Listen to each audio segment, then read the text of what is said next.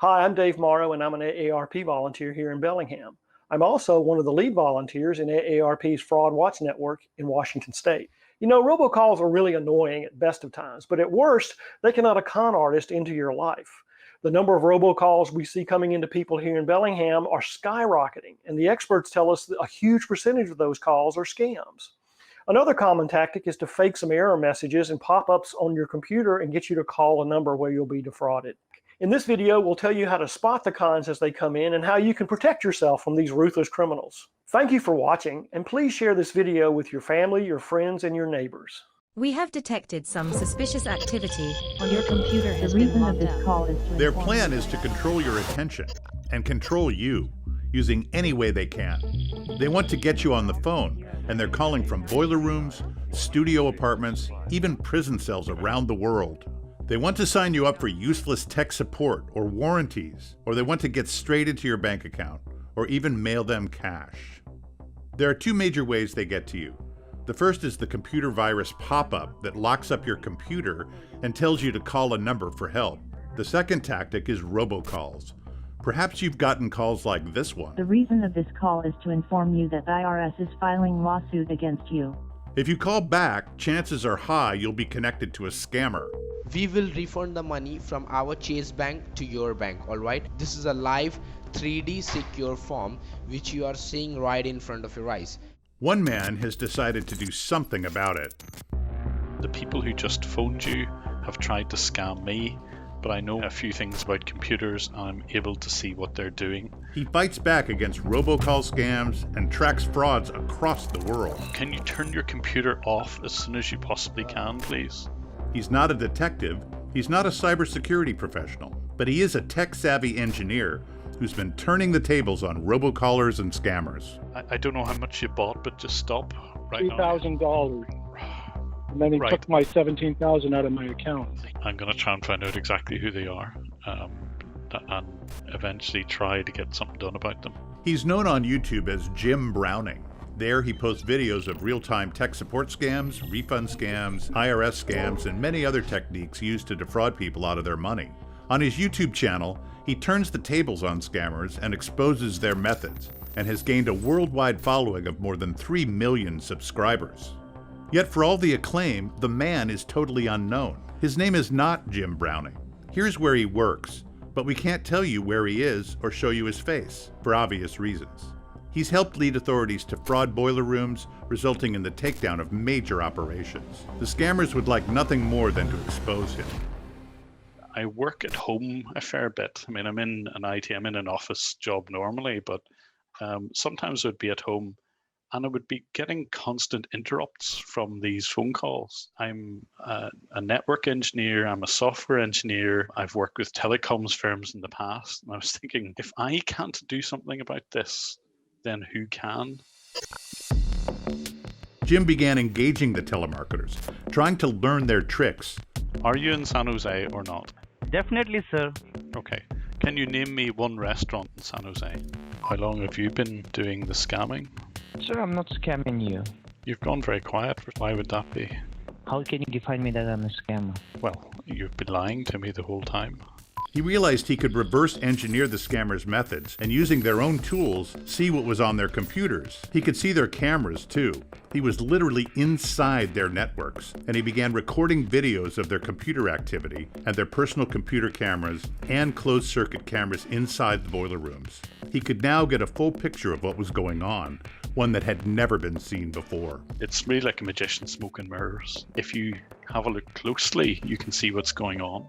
As he watched and listened, he became even more outraged as he observed scenes like this one, where a group of scammers gathered to laugh at a victim who's at the end of his rope. Suffer from depression. No, sir. Everything will be okay. Don't worry, okay? Yes. Now, promise me you won't cry again, okay?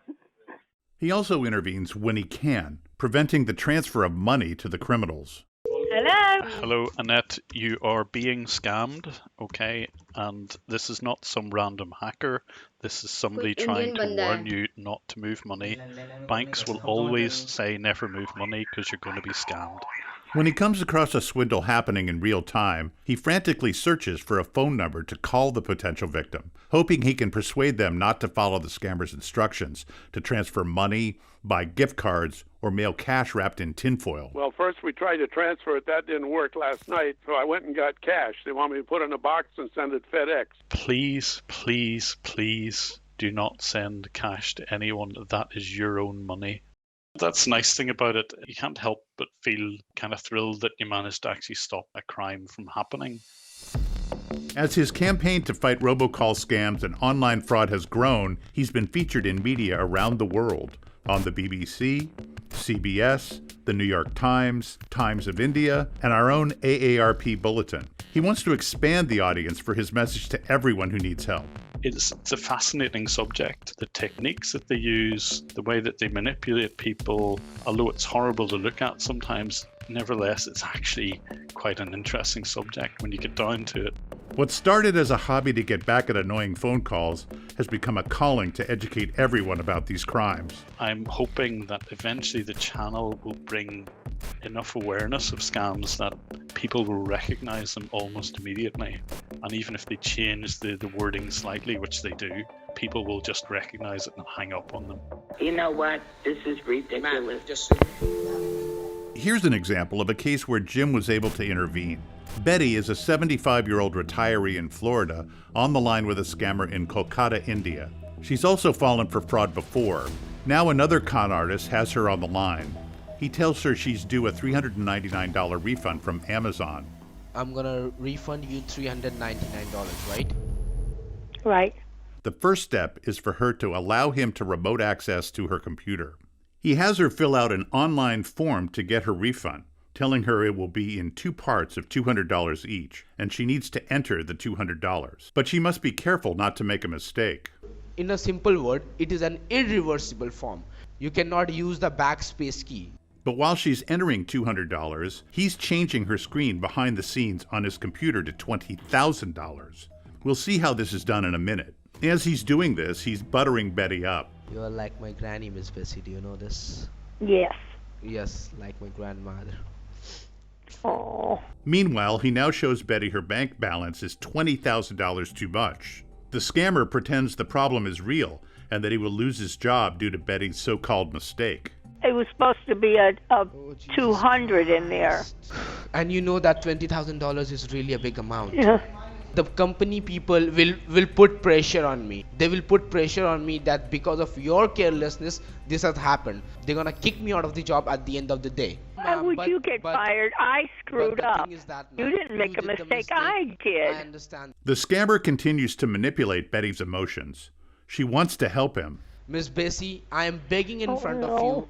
I have no word. I'm speechless right now. After Jesus, you can be only the life savior for me.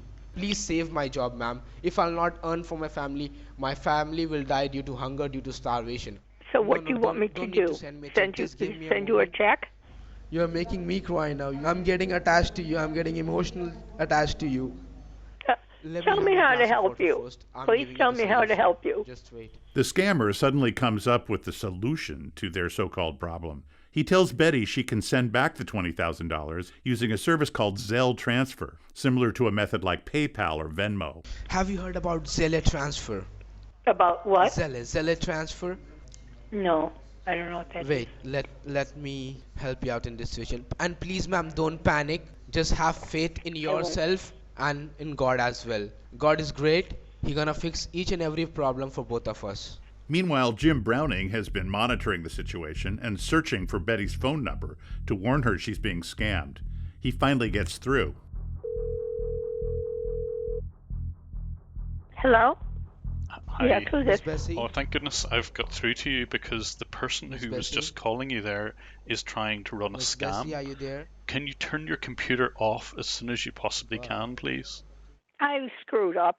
It's okay. I made a No, you mistake. I didn't. put You the wrong didn't. dollar amount in for a refund on my.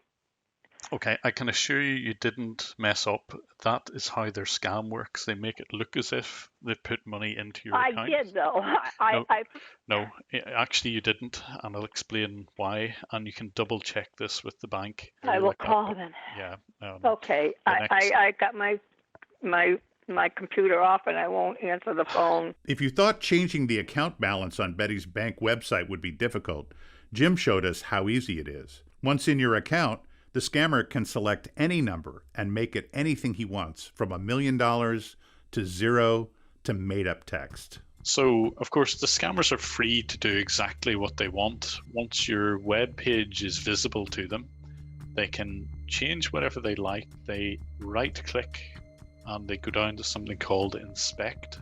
And as soon as you do that, you get a little bit of text and I can add as much as I like. Of course, the account is not really changed. If you refresh your account webpage, the real information would reappear. Betty was lucky Jim intervened. Most people never get their money back once it's sent. They come in droves and droves and droves. The types of robocalls we see here is, you can imagine just about anything, and we have seen it or heard it.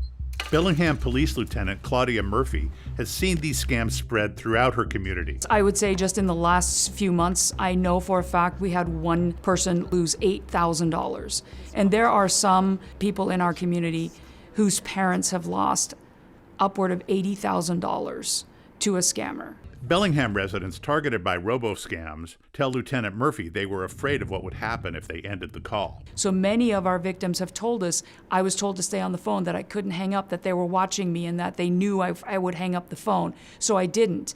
The scammers know if they're allowed to take a breath, many people will realize, wait, this is a scam. And so they keep that fight or flight going and keep that adrenaline going by continuing to make threats and frighten, which is the most despicable thing that I can think of just about when you take advantage of vulnerable people like that. While Lieutenant Murphy encourages everyone to report scams to their local police and the FTC, she says the best way to fight this crime is with awareness. What's even more important is for us to get the word out to the community and teach how to be scam savvy is the really important part. Aaron Foss is the founder and CEO of a company called Nomorobo, a robocall blocking service. Nomorobo owns over 350,000 phone lines, which enables us to monitor over 15,000 robocalls every single hour of every single day. These phone lines, which are old numbers that consumers have given up, provide Aaron with a nationwide view of the problem. He and his staff analyze the data from the calls coming into Nomorobo's lines to spot trends in scams and the sheer size of the problem. I can't think of another scam that is bigger than robocalls. So there's the standard pre-recorded message. This is the IRS, we're gonna be coming and arresting you. You have to push 1 to speak to an agent. And that one's purely exploiting fear. I never blame the victim.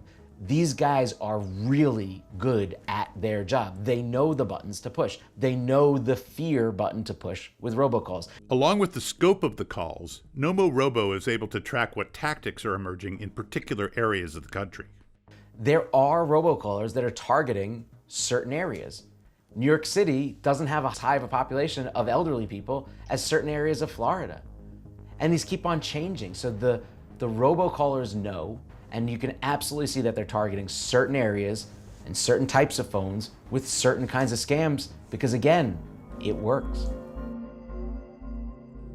AARP is working with Nomorobo to provide up-to-date information on robocalls coming into Washington State. At aarp.org/tip-offs, you'll find examples of current calls and the most recent data. So we are super excited about zooming in onto the robocall problem at certain local levels. So take, for instance, Washington State, right? What are the #1 calls coming into Seattle? What are the #1 robocalls that are coming into Spokane? To make sure that people in those areas know that these are dubious products at best. Don't fall for it. Don't buy it. This is a limited time offer and you must respond immediately. So how can we protect ourselves from being ripped off over the phone? Here are the most important tips. Don't rely on caller ID. The number on caller ID is easily faked. If you're not sure who the caller is, let it go to voicemail and take time to think about the message before you respond. Often the best thing to do is nothing. Don't hesitate to hang up any call you think might be a fraud. Consider getting a call blocking service. This can spare you many unwanted calls. If a caller or computer pop-up says there's something wrong with your computer, be skeptical. Most computer lockups can be solved by unplugging or restarting your computer. And never give an unsolicited caller online remote access to your computer. And report fraud to your local police and to the FTC. online at ftc.gov. We'd also like to ask you to report to our AARP Fraud Watch Network at aarp.org/Fraud Watch Network. You'll also find a wealth of information on combating all kinds of fraud on our site. One more resource for you is our AARP Fraud Fighter call center, where trained volunteers can talk with you free of charge about your fraud questions. That number is 1-877-908-3360. Remember, the best way to respond to robocalls and pop-ups is to not respond. But in the meantime, Jim Browning will be doing his best to fight back against robocall ripoffs. I always look at this as this could be my own relative, and it's certainly somebody else's relative, so why wouldn't I step in? I have to do it. I couldn't live with myself if I didn't try to do something about it.